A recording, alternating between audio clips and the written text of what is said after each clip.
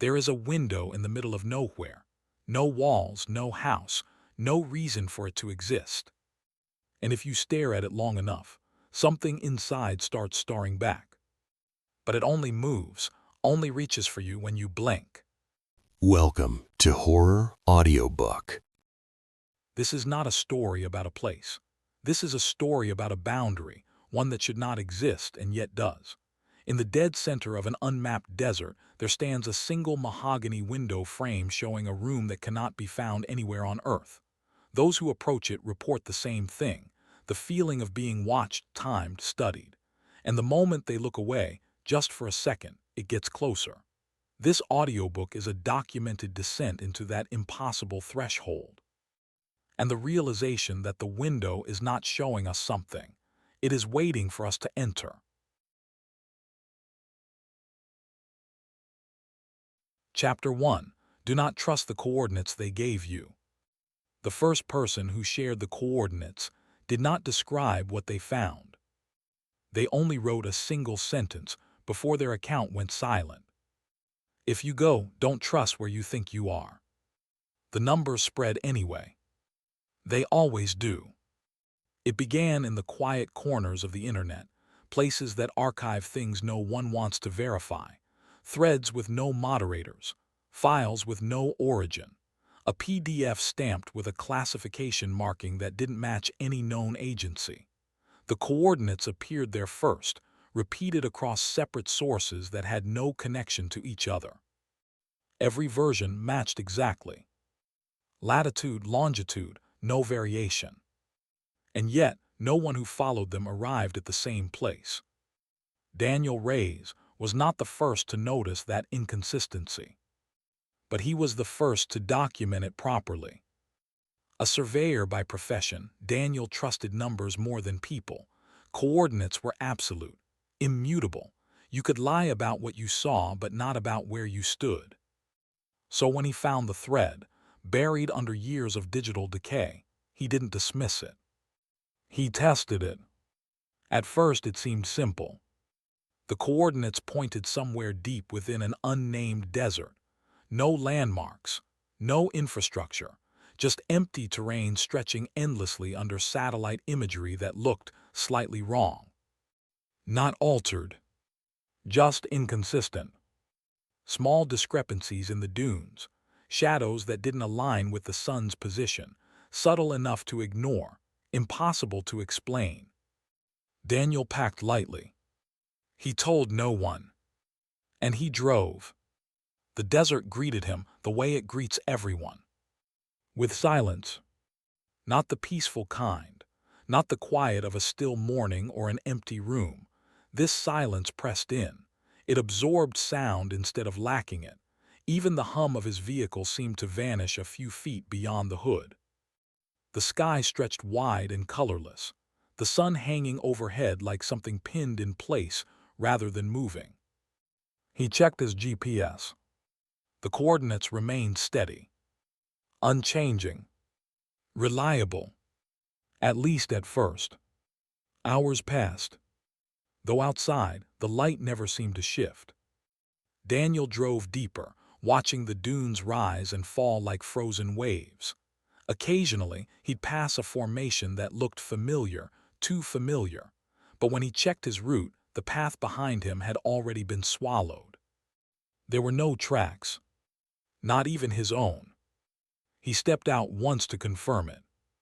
The sand lay untouched, smooth, as if nothing had ever crossed it. He told himself it was the wind. That was the first lie.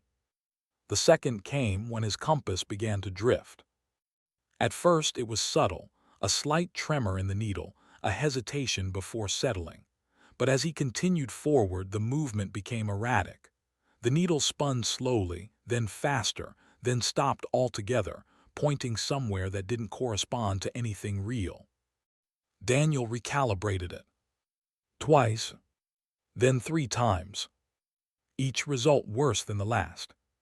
Finally, he shut it off and relied on the coordinates alone.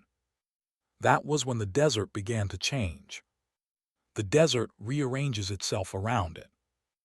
He had read that line before leaving, a comment buried beneath the original post, dismissed by most as poetic nonsense. Standing there, watching the horizon shift without moving, it no longer felt like poetry. It felt like instruction. The dunes were wrong. Not in shape but in memory. Daniel would pass a jagged ridge, distinct enough to mark. Minutes later he would see it again, on the opposite side. A cluster of rocks appeared ahead, then vanished when he blinked, only to reappear behind him when he turned. Distances stretched, then collapsed. What should have taken an hour took minutes. What should have been visible remained just out of reach. And then there were the shadows. At first, Daniel didn't notice them, because shadows are easy to ignore. They follow you, they mimic you, they behave. Until they don't. It happened late, though time had begun to feel unreliable. He stepped out of the vehicle again, needing to confirm something real. The air felt heavier now, thicker somehow, carrying a faint scent of something dry and old, like wood left too long in the sun. He looked down. His shadow stretched across the sand. But it didn't match him. Daniel raised his hand. The shadow hesitated. Just a fraction of a second. Then followed. He froze. The delay was small, almost imperceptible, the kind of thing you could convince yourself you imagined. So he tested it again. Slower this time. Raising his arm deliberately. Watching. Waiting. The shadow moved after him. Not with him. After. A chill ran through him, sharp and immediate. He stepped back instinctively. And that's when he saw the second shadow. It didn't belong to him. It stretched at an angle that made no sense, cast from a direction where no light source existed. It overlapped his own, thin and elongated, twitching slightly, as if adjusting itself to match something just outside his vision. Daniel turned. Nothing. Just sand. Just sky. Just that suffocating silence pressing in from every direction. But when he faced forward again, the second shadow was closer. That was the moment he understood something was wrong with the coordinates. Not just inaccurate. Not just misleading. But active. He returned to the vehicle quickly, heart pounding now, breath shallow. The GPS still displayed the same numbers. Unchanged. Constant. Mockingly precise. He checked the distance. He should have been there already. But the horizon disagreed. Something flickered at the edge of his vision. A shape. Vertical. Too straight to be natural. Gone the moment he tried to focus on it. Daniel didn't chase it. Not yet. Instead, he did something simpler. Something human. He blinked. And the shape appeared again. Closer this time. A frame. Tall. Narrow.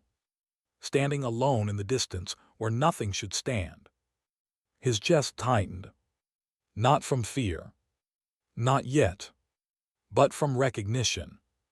Because even from that distance, even through the distortion of heat and shifting air, he knew exactly what he was looking at. A window. It stood there impossibly, unsupported, untouched by the wind, rooted in a place that refused to stay still. The desert bent around it subtly, the dunes curving just slightly inward, as if pulled by something unseen. Daniel stared, trying to confirm it was real, trying to understand how something like that could exist. And then he noticed something else. It wasn't getting closer because he was moving. It was getting closer when he wasn't looking directly at it. A slow realization crept in. Cold. Precise. Unavoidable. The desert hadn't led him to the window. It had been keeping him from seeing it clearly. Until now. Daniel swallowed hard, his eyes burning from the dryness, from the strain of trying not to blink again. Because something deep, instinctive, and impossible to ignore whispered a single warning into his thoughts. If you lose sight of it, even for a second. The tapping began. Soft, rhythmic, and it wasn't coming from the desert. It was coming from the glass. Chapter 2. The window exists without a world. The tapping stopped the moment Daniel focused on it. Not faded. Not slowed. Stopped. As if whatever had been making that sound understood something simple and obeyed it. He didn't move at first. Didn't breathe any deeper than necessary. Didn't blink. Because the window, if that's what it was, stood perfectly still in the distance, framed against a horizon that refused to stay consistent. It should have looked small from where he stood. It didn't. It looked present. Not far. Not near. Just there. Daniel forced himself to inhale slowly. The air felt heavier now, tinged with something unfamiliar. That same dry scent lingered, but beneath it was something else, faint, almost pleasant. Like old wood. Polished wood. Mahogany. He took a step forward. The sand shifted beneath his boots with a dull, muted crunch. The sound didn't travel. It dropped straight down, swallowed instantly. The window didn't move. But the desert around it did. The desert rearranges itself around it. The phrase returned, uninvited. And now, standing here, Daniel understood what it meant. The dunes weren't static. They adjusted. Subtly. Continuously. Not like wind reshaping sand, but like something correcting itself, repositioning the world to keep the window exactly where it needed to be. Always visible. Never reachable too quickly. He took another step. And another. The distance collapsed. What should have taken minutes took seconds. What should have felt like walking felt like being pulled. And then, he was standing in front of it. Closer now, the details became undeniable. The frame was real. Solid. Old. Mahogany, dark and richly polished, carved with intricate patterns that curled and twisted like vines. The craftsmanship was precise, almost obsessive. Not a single grain of sand clung to its surface. Not a single scratch marred the finish. It didn't belong here. It didn't belong anywhere. Daniel circled it slowly. One step at a time. Careful. Measured. From the front it was unmistakable, a window. Clear glass set into the frame. And beyond it, a room. From the side, there was nothing. He stopped, turned fully, looked again. The frame still stood there, but the glass was gone. No reflection, no interior, just empty air where something impossible had existed moments before. Daniel stepped back into position, facing it directly. The room returned. His pulse quickened, not from panic, but from the precision of it. This wasn't illusion. Illusions didn't behave like this. They didn't follow rules. This did. There is no structure behind it. He whispered the words without realizing it. And as soon as he did, the air shifted. Inside the glass, the room became clearer. Not sharper, but aware. It was unmistakably Victorian. A parlor, perhaps, warmly lit by a soft, amber glow that seemed to come from no visible source. A chandelier hung overhead, but its candles were unlit. The light existed without origin. Furniture filled the space. Ornate chairs upholstered in deep red fabric. A small table set neatly with porcelain teacups. A tall bookshelf lined with volumes that looked aged but untouched. A rug stretched across the wooden floor, patterned in intricate designs that seemed to shift subtly when stared at too long. Everything was perfectly arranged, perfectly still, too still. Daniel leaned closer. The glass did not reflect him. That was wrong. Every surface reflects something, even imperfectly, even faintly. But this showed only the room, as if he wasn't there. He raised his hand slowly, testing, careful not to break his focus. The glass remained unchanged. No reflection, no distortion. But something inside the room moved. Not visibly, not directly, but the feeling of movement rippled through the space, like the shift of weight in a quiet room when someone adjusts their stance just out of sight. Daniel froze, his hand suspended inches from the surface. The tapping returned, soft, measured, not from outside, not from the frame, from within. Tap, tap, tap. It echoed faintly, as though traveling through a space larger than the room itself.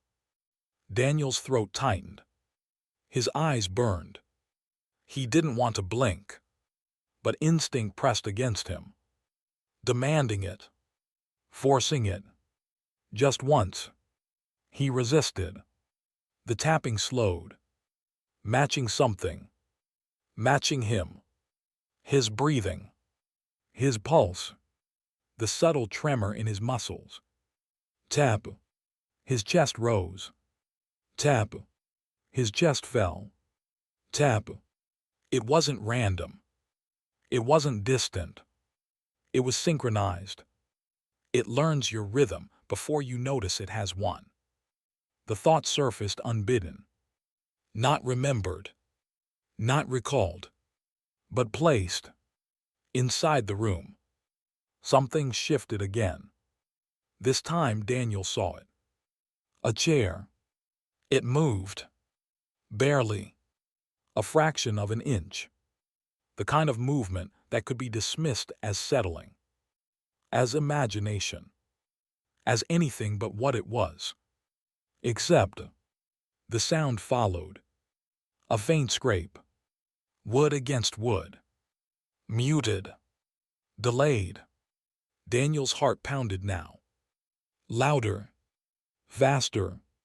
The tapping adjusted. Tap. Tap. Tap. Faster now. Keeping pace. Keeping time. He staggered back slightly. And the moment he did, the tapping stopped again. Silence. Complete. The room returned to stillness. Perfect. Untouched. Daniel swallowed hard. His gaze locked on the glass. Afraid to lose it. Afraid to understand it. Because something had become painfully clear. The room wasn't passive. It was responding. To him. To his movement. To his breath. To the fragile, unavoidable rhythm of being alive. And then, without warning, the light inside the room flickered. Just once. And in that single flicker, something stood behind the chair. Tall. Unclear. Gone the instant the light stabilized. Daniel didn't move. Didn't think. Didn't breathe. Because deep down, past logic, past reason, past everything he trusted, he knew. He hadn't imagined it. And worse, it hadn't been there before. The tapping resumed. Closer now. Not from somewhere in the room. From just behind the glass. Waiting. For him to blink. Chapter 3. Something inside the glass notices you first. Daniel did not remember deciding to stay. He only remembered that leaving felt impossible. Not physically. Not yet. But in the same way, a person cannot turn away from something that has already begun to understand them. The window stood before him, unchanged.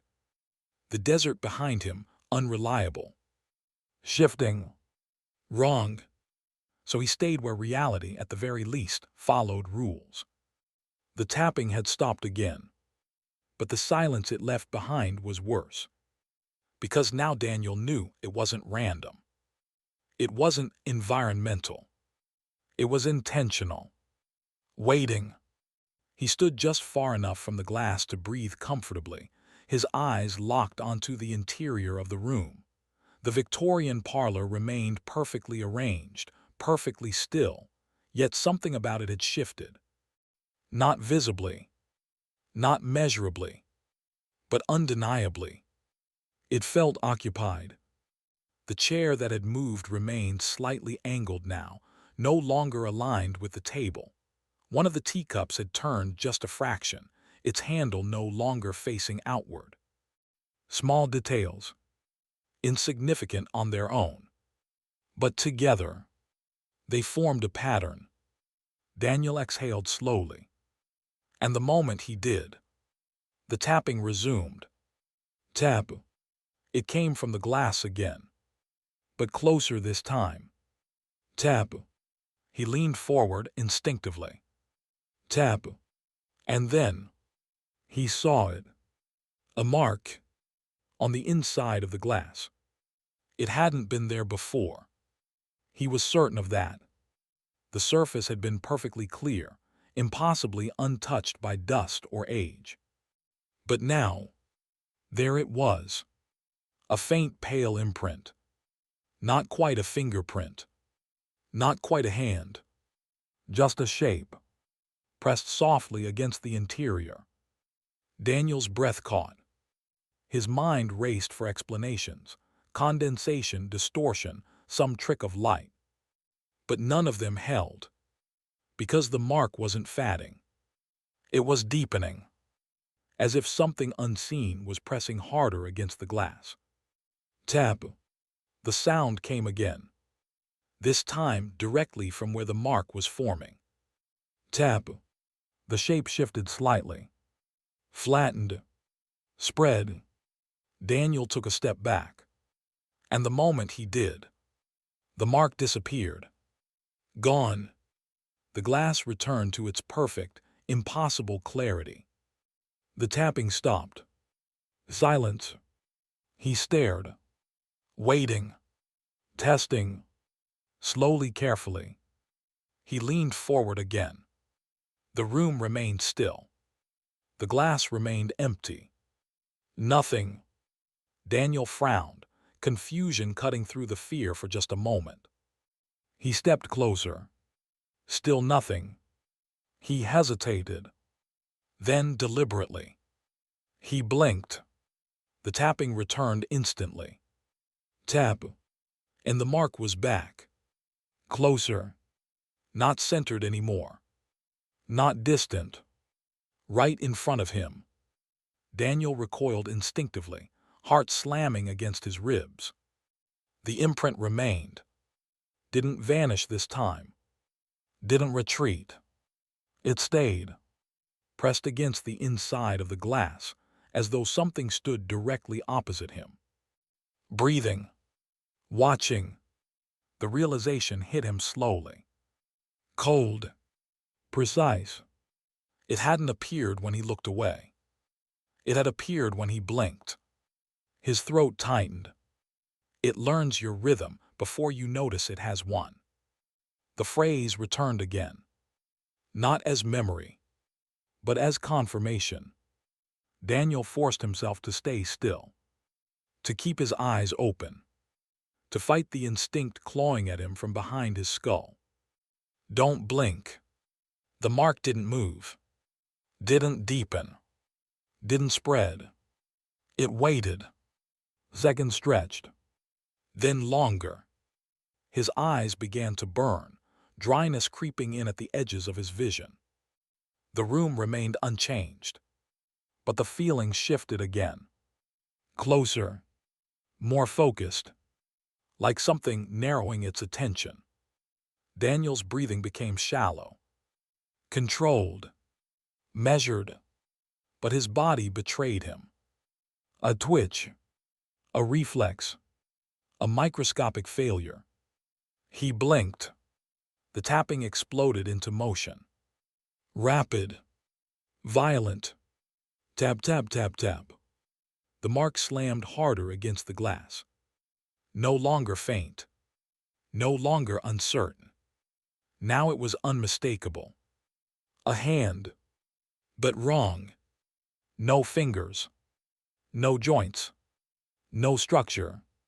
Just a smooth, pale extension pressing outward, flattening unnaturally against the surface. And behind it, something moved. Daniel saw it clearly now. A shape.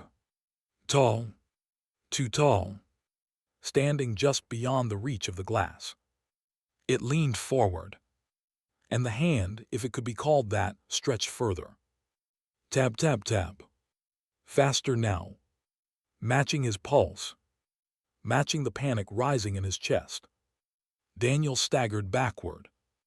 And the moment he broke his direct line of sight. The tapping stopped. Instantly. The hand vanished. The shape disappeared. The room returned to its perfect, staged stillness. As if nothing had happened. As if it had never been there at all. Daniel stood frozen, chest heaving, eyes wide. His mind scrambled to reassemble logic. To rebuild something stable from what he had just seen. But one truth settled in before anything else. Heavy. Unavoidable. It hadn't reacted to his presence. It had reacted to his absence. To the moment his vision failed. To the fraction of a second when he was no longer observing it. It notices you first. The realization came quietly. Almost gently. Not as a warning. But as a fact. Daniel looked back at the glass. Carefully. Slowly. The room remained unchanged. But something new had appeared. On the far wall. Barely visible. Easy to miss. A mirror. Tall. Ornate. And in its reflection, something stood behind him. Not in the desert, but inside the room. Watching. Waiting. For him to blink again. Chapter 4. It only moves when you blink. Daniel understood the rule. Not completely. Not safely. But enough to know that he was already losing. His eyes burned. That was the first symptom. A slow, creeping dryness that spread from the corners inward, turning every second into a test of endurance. The desert air didn't help. It scraped against his vision like fine glass dust, invisible but relentless. And still, he refused to blink. Because now he knew what happened when he did. The window stood unchanged. The room inside perfect, staged, waiting. And on the far wall, that mirror remained. Still, silent, reflecting something it should not have been able to reflect. Him. Daniel swallowed hard. His throat felt tight, constricted, like the air itself resisted going down. He hadn't moved. He was certain of that. And yet, the reflection inside the room had. It stood behind him. Closer than it should have been. Closer than he was to the glass. Daniel didn't turn around. Couldn't. Because every instinct screamed the same thing now. Don't lose sight of it. His breathing slowed, forced into a rhythm he could control. Slow inhale. Slow exhale. Hold. Repeat. The tapping had stopped again. But that didn't mean anything anymore. Silence here wasn't safety. It was preparation. Daniel focused on the mirror inside the room. Not the furniture. Not the shifting light. Just the reflection. It stood there. Perfectly still. A version of him. But not quite. There was something wrong with its posture. Subtle. almost imperceptible. It stood too straight, too balanced, as if it didn't carry weight the same way he did. And its eyes were open wider than his. Daniel's pulse spiked. He became aware of something else now. Something small, something easy to miss. His reflection wasn't breathing. His chest rose, fell, rose again. The figure in the mirror did not. A cold realization settled into him, like a weight pressing down from the inside. It wasn't copying him. It was waiting for him to stop. Daniel's vision blurred slightly. His eyes begged him to blink, to reset, to relieve the pressure building behind them. But he held on. Seconds stretched, then longer. Time warped here, bending around the strain of his focus. The room didn't change. The reflection didn't move. And then, without warning, something tapped the glass. From the inside, Daniel flinched. Barely, but enough. His eyelids twitched. That was all it needed. He blinked. The world snapped. The tapping erupted instantly. Tap, tap, tap, tap. Louder now. Closer. Aggressive. Daniel's eyes shot open. The room had changed. The chair was gone. The table had shifted. The chandelier swayed slightly, though there was no wind. And the mirror was closer. Not on the far wall anymore. Now standing directly behind the glass. Facing him. And the reflection was gone. In its place, something else stood there. Daniel stumbled backward, heart slamming violently against his ribs. The tapping intensified. Tap, tap, tap, tap. The glass bulged slightly with each impact. Not breaking. Not cracking. Breathing. Daniel's mind fractured under the weight of it. Logic collapsed. Distance meant nothing. Time meant less. It only moves when you blink. The phrase wasn't a warning anymore. It was a law. And he had just broken it. The thing behind the glass leaned forward. Its shape clearer now. Tall. Too tall. Its head nearly brushing the top of the frame. And its face. There wasn't one. Just smooth, pale surface. Unbroken. Except where something pressed outward from within. A distortion. A suggestion of features trying to form. And then, the hands returned. Multiple this time. Pressing against the glass from different angles. Flat. Fingerless. Reaching. Not reaching. Claiming. Daniel staggered further back, nearly losing his footing in the shifting sand. And for a brief moment, relief. The tapping stopped again. The hands froze. The shape stilled. The room reset. Perfect. Untouched. As if nothing had happened.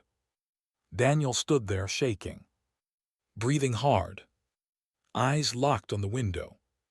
He understood now. Fully. Painfully. It didn't move freely. It moved in moments of absence. In the gaps. In the fractions of a second where he wasn't watching. Where he couldn't watch. Because no matter how strong he was, no matter how focused, no matter how afraid, he would blink. Again. And again. And every time, it would get closer. Daniel raised a trembling hand to his face. His vision swam. His eyelids twitched uncontrollably now.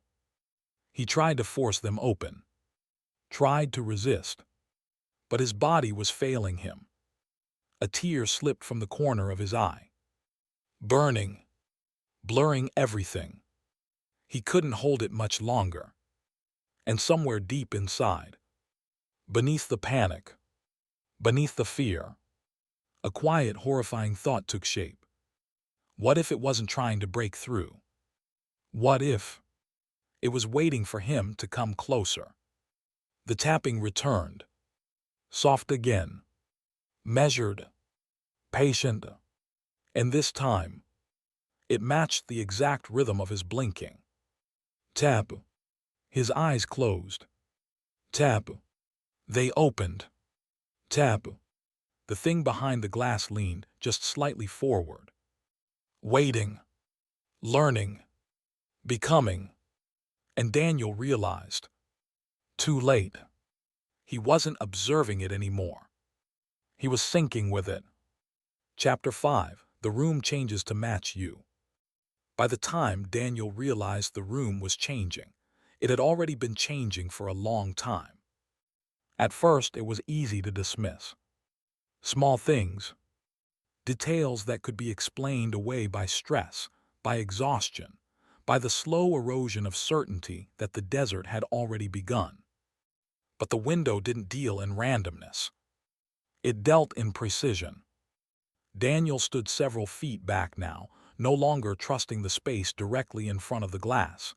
Distance didn't feel like safety, but it gave him something to measure, something to compare, something to hold on to. The room remained still. Perfect. And yet, something was wrong. He narrowed his eyes, scanning the interior slowly, deliberately, forcing himself to focus on specifics instead of impressions. Chair, table, bookshelf, rug, mirror, all accounted for. But then, he noticed the table again. It wasn't the same. Not obviously, not dramatically. But the teacups. There were 3 now. Daniel's breath caught. He didn't remember there being 3. There had been 2. He was sure of it. One across from the other. Symmetrical.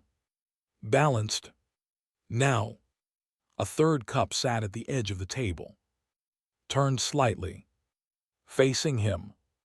Daniel stepped closer before he could stop himself. The tapping did not begin.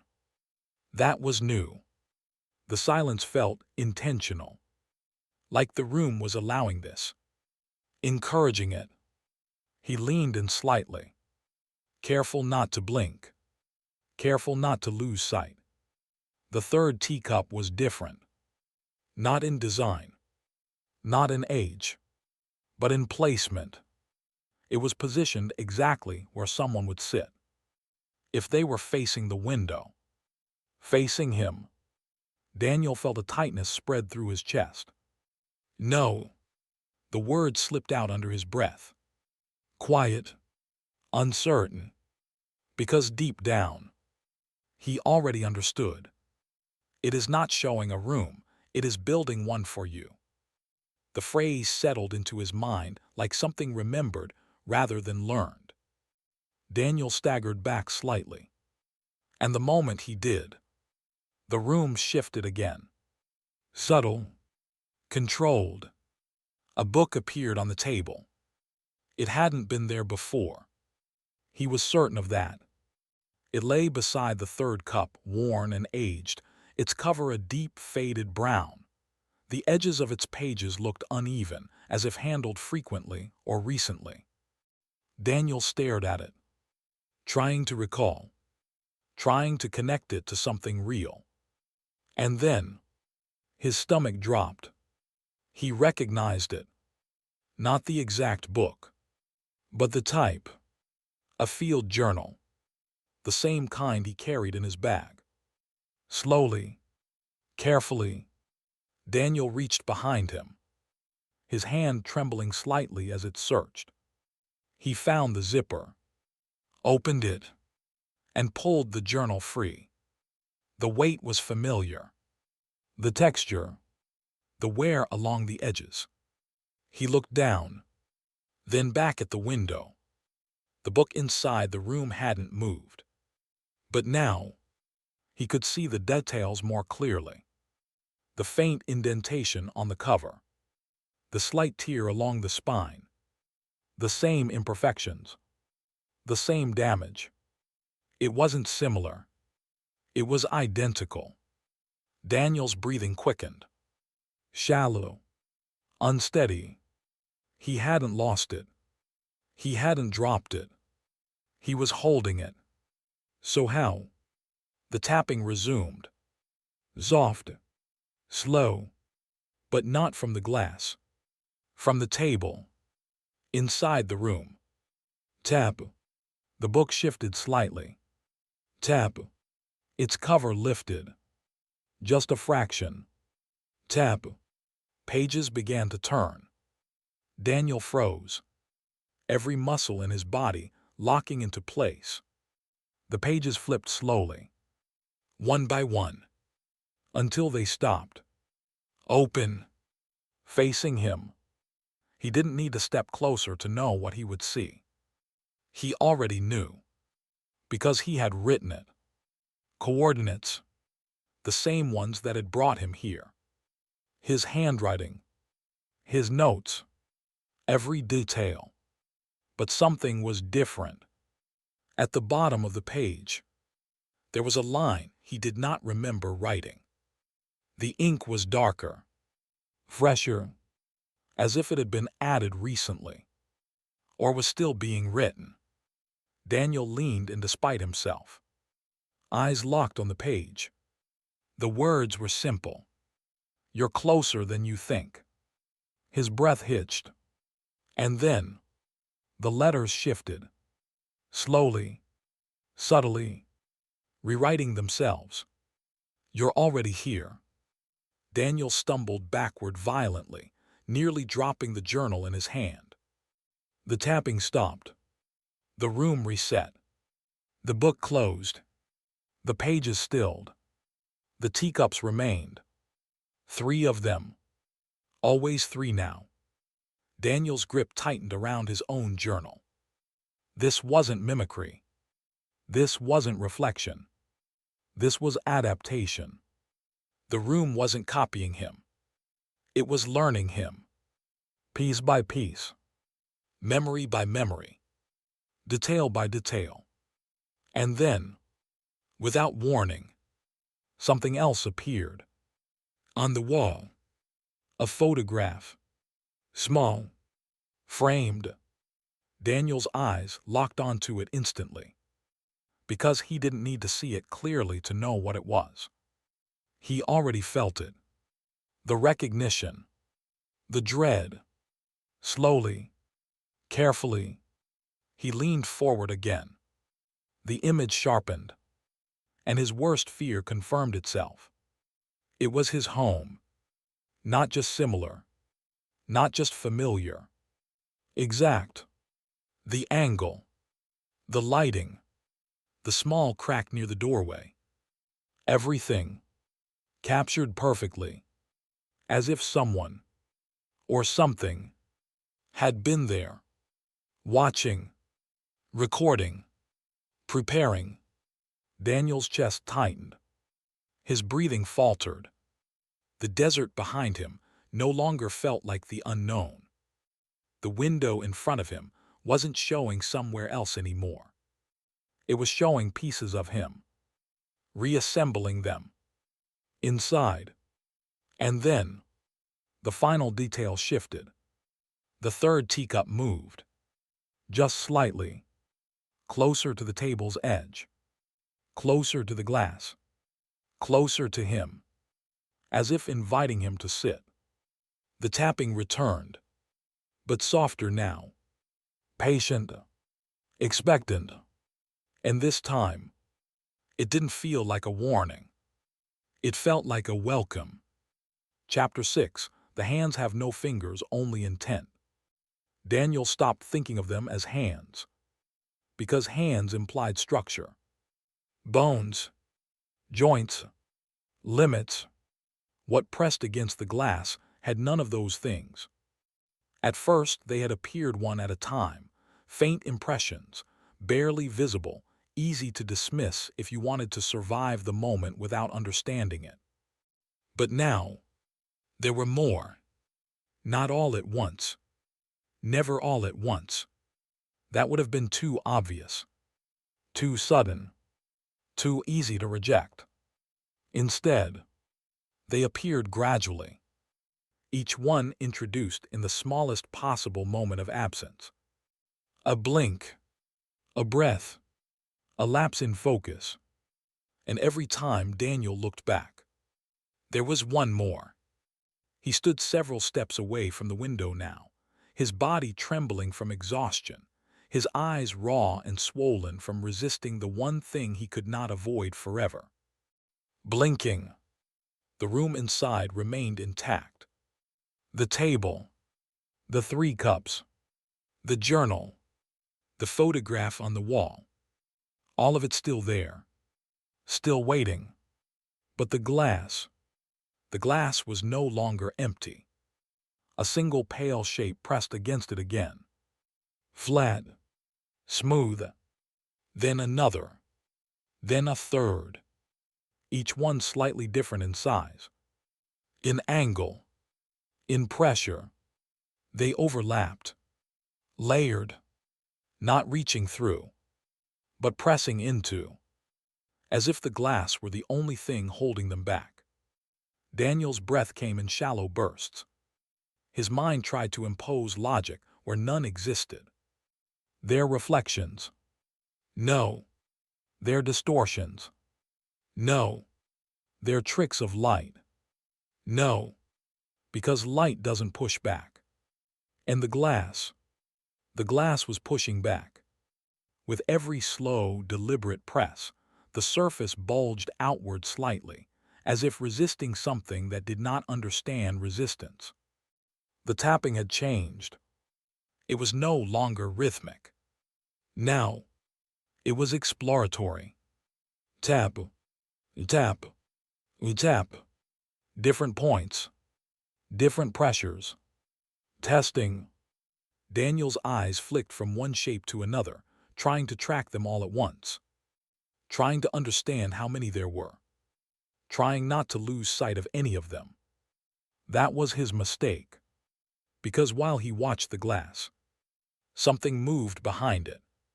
Not suddenly, not violently, but closer. The tall shape.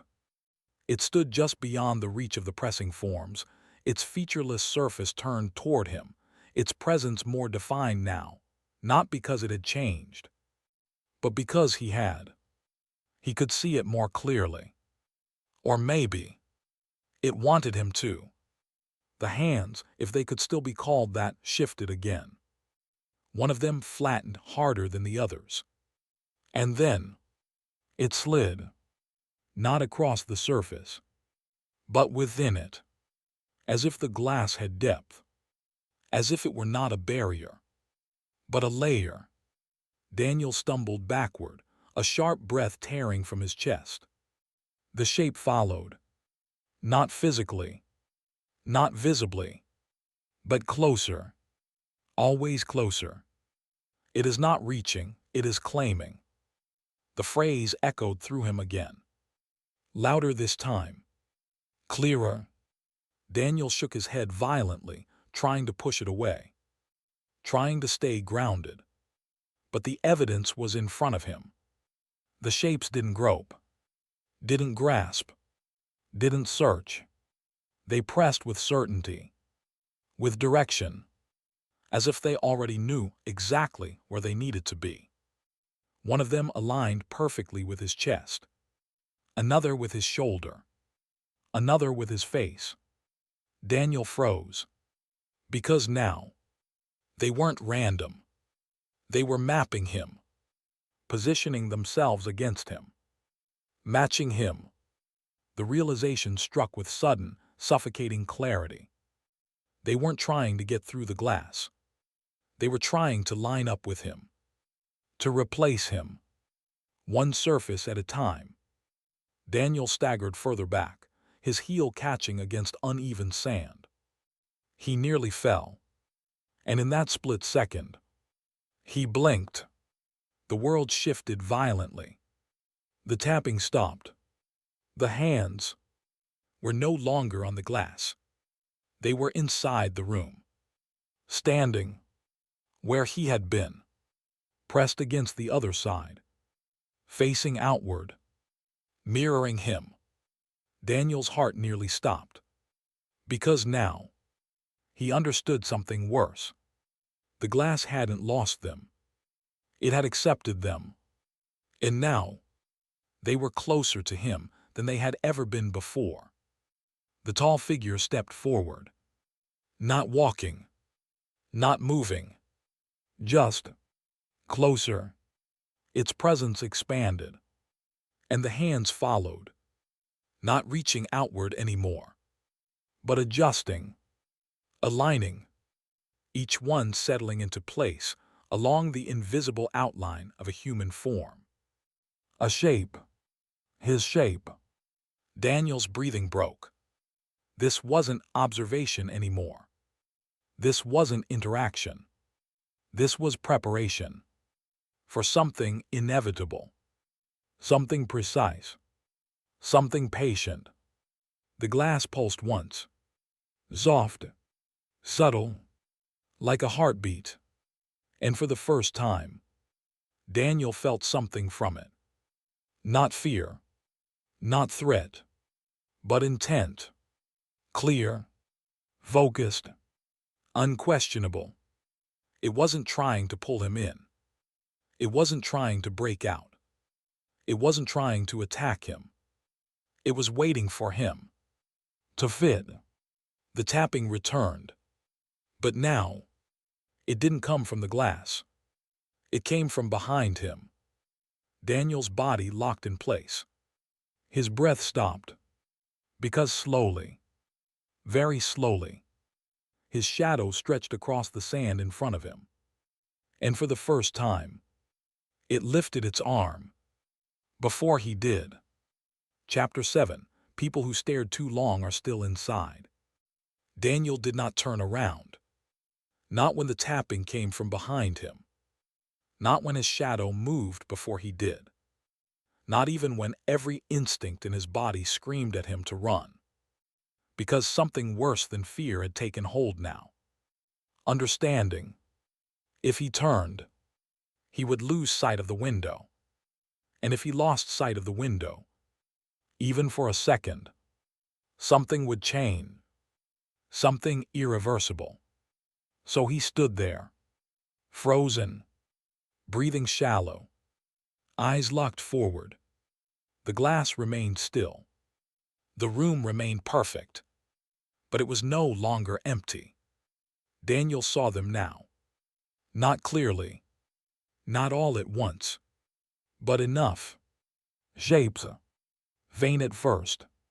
Barely distinguishable from the soft glow of the room's unnatural light. Standing. Sitting.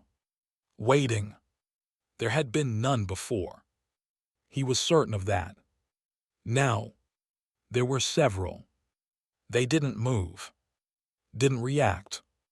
Didn't acknowledge him. But they were there.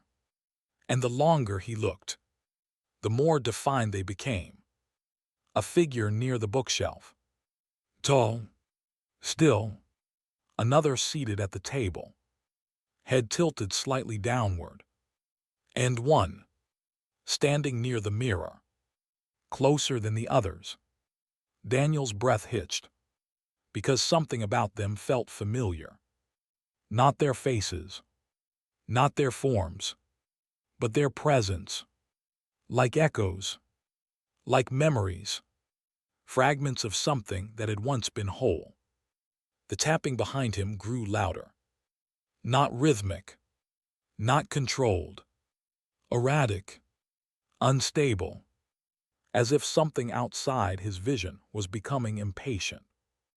Daniel clenched his jaw. Refused to react. Refused to look. Because now, the rule was clear. Everything happened in the moments he didn't see. Everything changed in the gaps. And he could not afford another gap. Not now. not when the room was filling. The figure at the table moved. Just slightly. Its head lifted. Daniel felt his chest tighten. Because the movement was delayed. Not slow. Not hesitant. Delayed.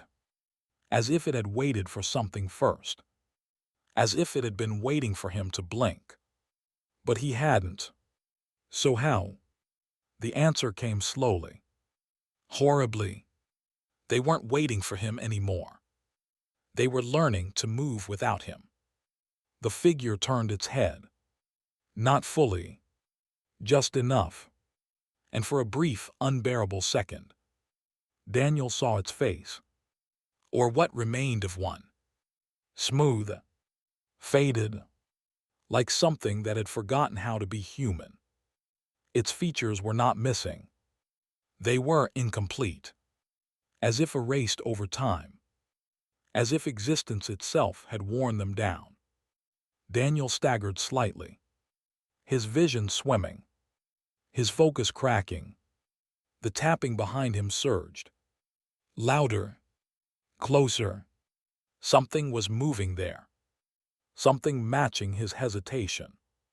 He forced himself to stay still. Forced his eyes forward.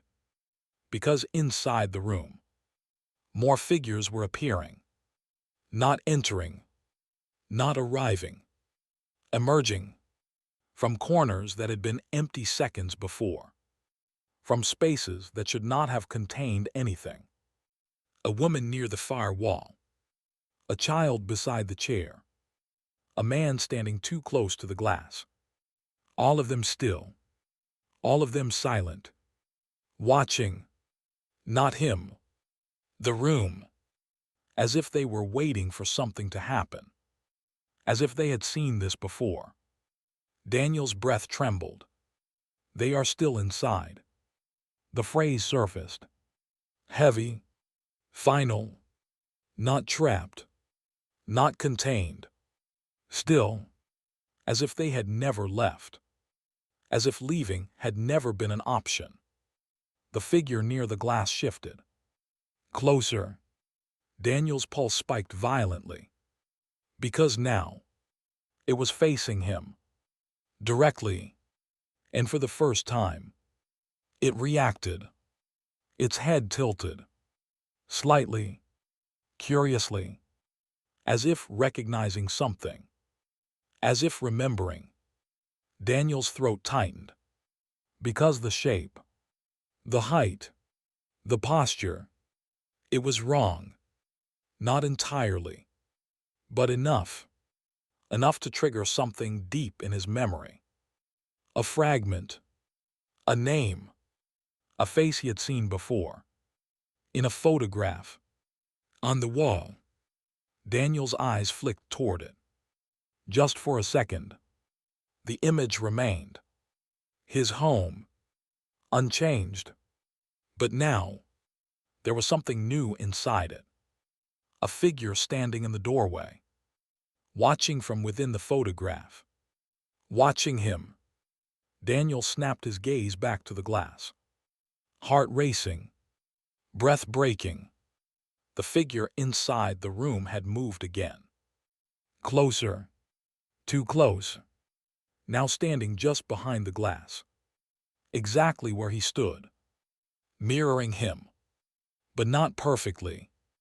Its movements were off. A fraction too slow. A fraction too precise. Like something imitating humanity. Without fully understanding it, Daniel felt a wave of nausea rise. Because now, he could see more of them. Dozens. Filling the room. Lining the walls. Standing shoulder to shoulder in impossible stillness. All facing the glass. All waiting. For the same thing. The tapping behind him stopped. Silence crashed in. Heavy. Absolute. And then, from inside the room, one of them spoke. Not aloud. Not with sound. But with movement. The figure closest to the glass. raised its hand, slowly, and pressed it flat against the inside, exactly where Daniel's chest aligned. The others followed, one by one, hands lifting, pressing, matching positions, matching shapes, an entire room of silent, waiting forms, aligning themselves with him, mapping him, claiming him. Daniel's vision blurred. His eyes screamed for relief. He couldn't hold it. Not anymore. Not with all of them watching. Not with all of them waiting. His eyelids trembled. And finally, he blinked. The room moved. All at once, every figure stepped forward. And when Daniel's eyes opened again, there were fewer of them inside, and one less shadow behind him. Chapter 8. The window is not a barrier, it is a door waiting for permission. Daniel did not remember stepping closer. He only realized he had when the glass was suddenly right in front of him. Too close. Close enough to see details that had not existed before. Or perhaps, details he had not been allowed to see before. The surface of the window was no longer smooth. It breathed, not visibly, not dramatically, but subtly, a slow, almost imperceptible expansion and contraction. Like lungs, like something alive. Daniel's reflection still did not appear. But something else did. The room inside was clearer now. Not just in detail, but in depth. It no longer looked like an image. It looked like space. Real space. Occupied space. The figures inside had moved again. Not toward him, but into position. The table had shifted slightly to the side. The chairs angled outward, as if making room. For someone else. For him. The third teacup sat perfectly aligned with the center of the glass. Waiting. The tapping did not return. That absence terrified him more than anything that had come before. Because silence here was not neutral. Silence meant agreement. Daniel's hand trembled at his side. He felt it before he understood it. A pull. Not physical. Not forceful. But persuasive. Like the quiet urge to lean closer to something warm. To touch something you know you shouldn't. His fingers twitched. The glass pulsed. Soft. Inviting. And suddenly, he understood something that had been building since the moment he arrived. The window had never tried to stop him. It had never blocked him. It had never resisted. Because it wasn't a barrier. It was waiting. Waiting for him to decide. It invites. The word formed slowly in his mind. Not spoken. Not remembered. Placed. Daniel swallowed hard. His throat dry. His breathing shallow. The figures inside the room did not move. But they were watching now. All of them. Their featureless faces turned toward him in perfect unison. Not with hunger. Not with aggression. With expectation. Like witnesses. Like an audience. Waiting for the moment to begin. Daniel's hand lifted. Slowly. Unwillingly. He tried to stop it. Tried to force it back down. But the movement felt disconnected now. As if the decision had already been made somewhere deeper than thought. His fingertips hovered inches from the glass. And the moment they did, the surface reacted. It softened. Not melting. Not breaking. But yielding. Like skin. Daniel froze. Every instinct screamed at him to pull away. To run. To look anywhere but here. But he couldn't. Because now, He felt something on the other side. Not touching him, but matching him. Pressing outward. Waiting for contact. The same shape. The same position. Aligned perfectly with his hand. Daniel's breath hitched. This wasn't coincidence. This wasn't reaction. This was synchronization. The glass pulsed again, and his fingers sank slightly into its surface. Warm. Too warm. Like something alive. Recognizing him. Welcoming him. Daniel gasped, instinct finally breaking through. He tried to pull back, but resistance met him. Not force, but reluctance. As if the surface did not want to let go. As if something on the other side did not want him to leave. The figures inside shifted. Not stepping forward, but leaning. Closer. All at once. And for the first time, Daniel heard something from within the room. Not tapping. Not movement. Breathing. Dozens of breaths. Slow. Synchronized. Matching his. Drawing him in. His fingers pushed deeper into the surface. Not because he chose to, but because something was guiding them. Pulling. The glass parted around his hand. Not breaking. Accepting. Daniel's eyes widened in horror. This wasn't a window. It was an opening. A threshold. And he had just crossed the edge of it. Pain shot through his arm. Sharp. Immediate. Not from injury, but from separation. A sensation like something inside him was being measured. Copied. Transferred. The figures inside stepped forward. Closer now. Close enough to surround the space where he would be.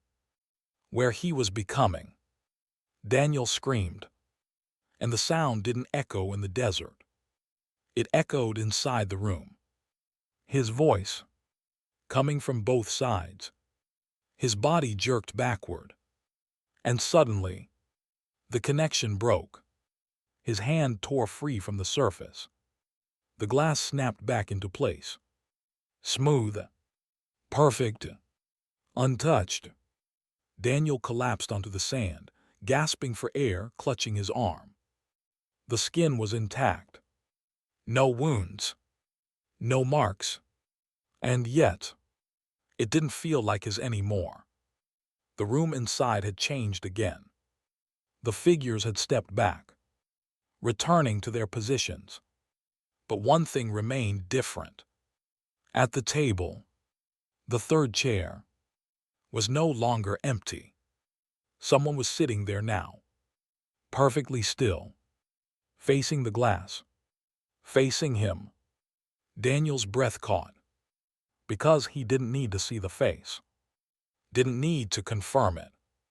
He already knew. The posture, the shape, the way it sat. It was him, not a reflection, not a mimic, but something more complete, something that had already crossed over. The tapping returned, but now it came from inside the room, and it wasn't directed at the glass. It was coming from the table, from the figure seated in his place. Tap. A finger. No, not a finger. Something smoother. Something wrong. Tapping gently against the surface. Waiting for him to come back. And this time, it didn't feel like an invitation. It felt like a reminder. The door was already open. Chapter 9. It replaces you one blink at a time. Daniel could no longer feel his hand. It still moved. Still responded. Still obeyed when he forced it to. But it no longer felt connected to him. It felt borrowed. He held it close to his chest, staring at it as if it might reveal something, anything, that could be explained, reversed, understood. It didn't. The skin looked normal, unbroken, but the sensation was gone. And in its place, something else, a faint awareness, not of his own body, but of something on the other side. Daniel's breath trembled, because he could feel the room now. Not see it, not hear it, feel it, like a distant echo pressing gently against his thoughts. The chair, the table, the weight of sitting, and something else. Stillness, a stillness that didn't belong to the desert. He looked up. The window stood unchanged, but the figure inside, the one sitting at the table, it had moved, just slightly, its head tilted, as if listening. Daniel's pulse spiked violently, because the movement was perfectly timed, not delayed, not hesitant, synchronized. With him, his breath hitched, the figure's chest rose. At the same time, Daniel froze. The figure froze. The connection snapped into place with horrifying clarity. It replaces you, one blink at a time. The truth landed like something that had always been there. Waiting. Daniel shook his head slowly, backing away from the window. No. The word barely escaped him. Because now, he could feel the difference. Every time he blinked, something shifted. Not around him. Inside him. A fraction. A sliver. A piece. Gone. Transferred. He squeezed his eyes shut, and immediately regretted it. Because in that darkness, he saw the room. Perfectly. From the inside. The table in front of him. The teacup beneath his hand. The weight of the chair supporting him. And across the glass, the desert, the window, himself, standing outside. Daniel's eyes snapped open. His breathing broke into sharp, uneven gasps. No, no. He staggered backward again, shaking his head violently. But the sensation didn't fade. It grew stronger. His thoughts began to split. Not fully, not cleanly, but enough. Enough to notice. Enough to feel. One part of him stood in the desert. The other sat at the table, still, waiting. The figure inside lifted its hand. Slowly. And this time, it had shape. Not fingers, not joints, but more defined, more precise, closer to human than before. Daniel stared at it in horror, because it wasn't copying him anymore. It was improving him, refining him, removing the parts that didn't belong, the imperfections, the inconsistencies, the need to blink, the need to breathe, the need to move. The figure's head turned, smooth, controlled, and its gaze locked onto him, fully. For the first time, Daniel felt it, not as fear, not as threat, but as recognition, like something that had finally finished learning and was now ready. The tapping resumed, from inside the room, but slower now, deliberate, measured. Tap. Daniel's eyes twitched. Tap. His vision blurred. Tap. His body betrayed him. He blinked. The shift was immediate. Violent. Not in the world. In him. His knees buckled slightly. His breath caught, then stopped. For just a second. And in that second, the figure inside inhaled. Daniel gasped as the air returned to his lungs. But something was wrong. The rhythm wasn't his anymore. It was shared. Split. Tap. Another blink. Another shift. His thoughts stuttered. Memories flickered. The desert. The drive. The coordinates. Fading. Replaced by something else. The room. The chair. The waiting. Daniel clutched his head, staggering again. No, no, no. But the words felt distant. Unstable. Like they didn't fully belong to him anymore. Inside the room, the figure stood. Slowly. Leaving the chair behind. Its movements were fluid now. Confident. Complete. It stepped toward the glass. Each motion perfectly controlled. Perfectly balanced. Perfectly wrong. Daniel tried to step back. But his body hesitated. Just for a fraction of a second. And in that fraction, the figure moved closer. Not because it was faster, but because he was slower. Because something inside him was no longer keeping up. It doesn't take you all at once. The realization came too late. It takes you in pieces. Another blink. Another loss. His vision dimmed. Edges fading. The desert no longer felt real. The sand beneath his feet. Less solid. Less certain. Inside the room, everything was sharp. Clear. Permanent. The figure reached the glass. And this time, it didn't press against it. It didn't need to. It simply stood there, waiting for the final piece. Daniel's eyes burned. He couldn't hold them open anymore. His body trembled. His mind fractured.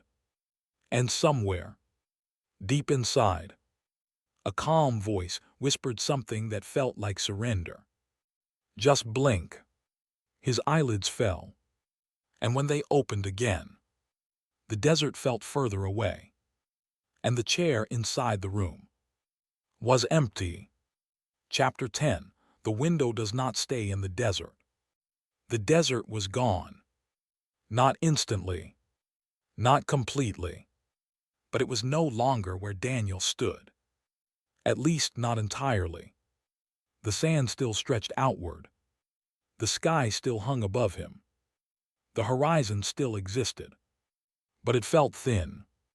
Like something painted over something else. Like a memory trying to hold its shape.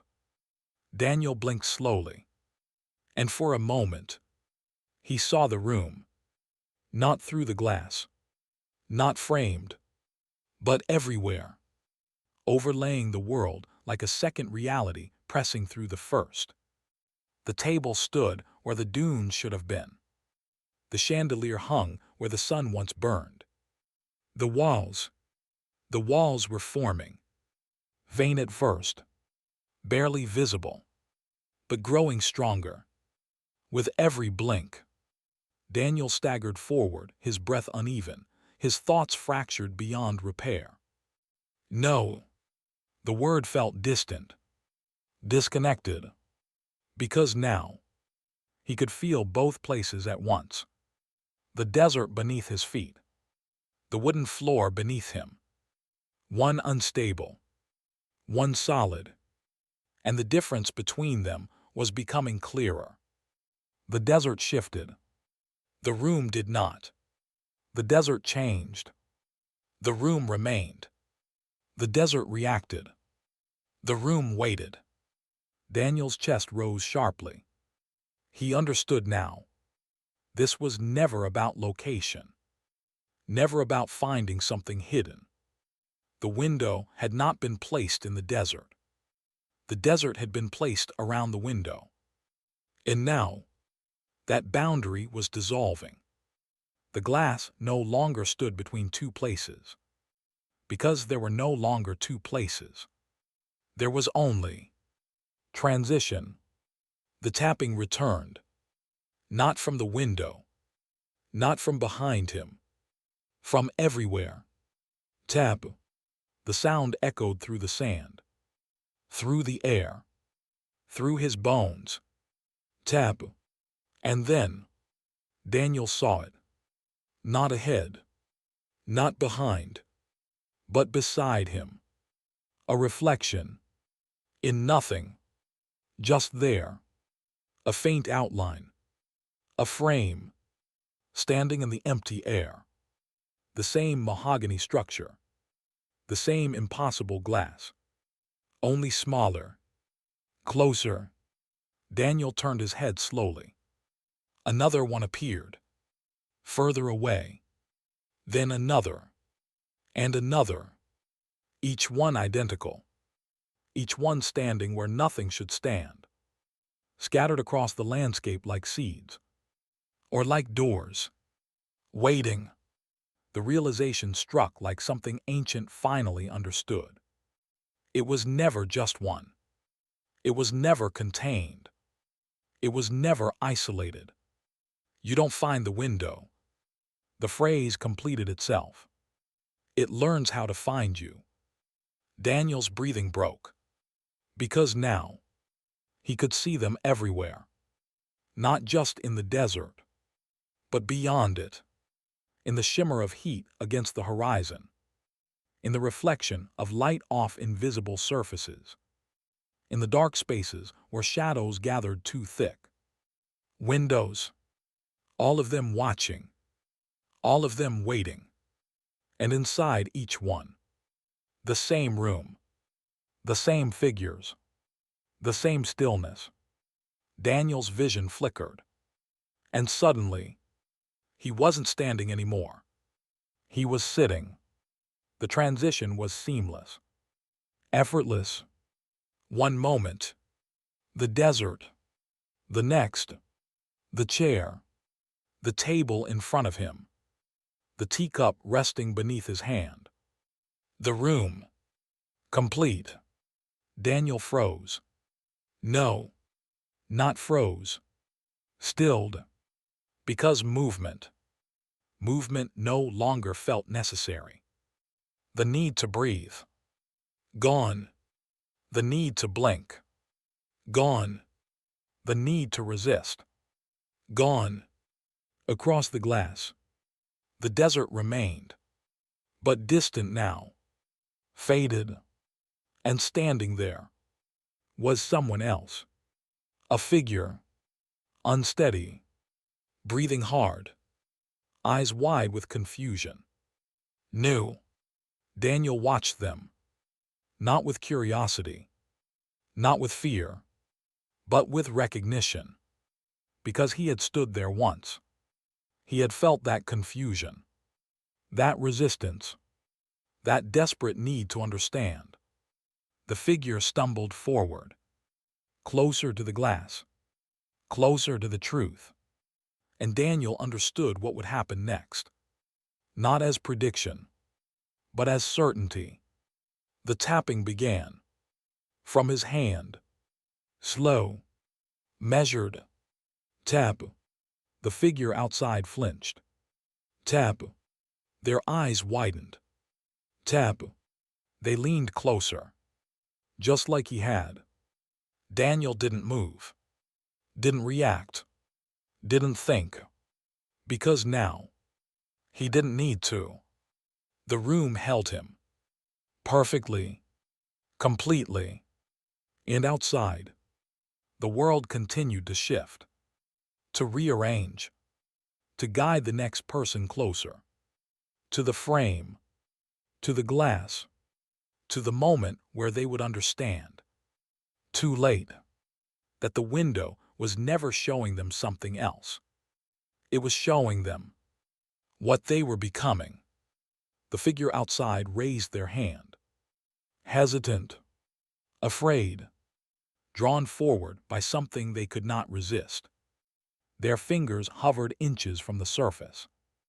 And Daniel, or what remained of him, tapped the glass one last time.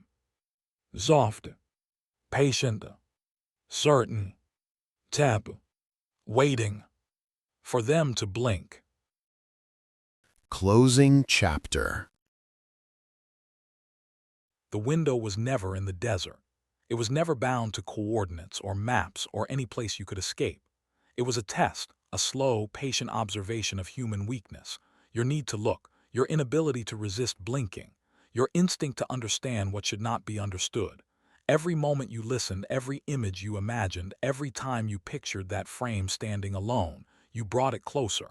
Because the truth is simple, and it has always been simple. It does not chase you. It waits for you to notice it. And once you do, it begins learning you. So now ask yourself, how many times did you blink while listening to this? And more importantly, what moved while you did? If you're still here, if you're still watching, then you're already part of it. And the next time you see your reflection hesitate, just for a second longer than it should, don't look away. Because it's already waiting for you to blink again.